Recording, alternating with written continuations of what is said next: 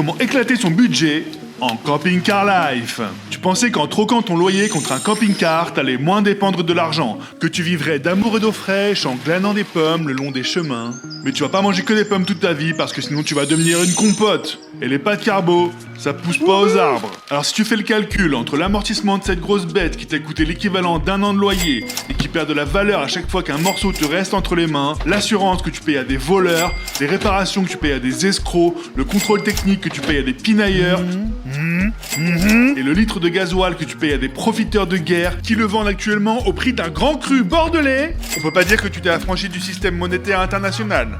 À ça, tu peux rajouter une nuit au camping de temps en temps pour te poser vraiment au bord d'un lac et pas sur la route nationale qui va vers le lac, et quelques péages d'autoroute si tu veux pas avoir la gerbe dans les 12 millions de ronds-points français. Au final, tu fais pas tant d'économies que ça et tu vis vraiment à la schlag. Mais t'oublies pas que tu l'as voulu cette vie de saltimbanque et qu'elle a quelques avantages. Parce que même si t'as toujours besoin de travailler, t'as plus besoin de partir en vacances. Et salut à toi, jeune entrepreneur. T'en as marre de prendre le bus avec ta grand-mère? Tu rêves de mener le même style de vie que moi en roulant dans des véhicules de luxe, tel ce vieux camping-car pourri derrière moi? Eh ben j'ai la solution pour toi. Je te propose de découvrir mon livre avec lequel tu deviendras certainement pas riche, mais tu passeras un bon moment cet été. Bisous.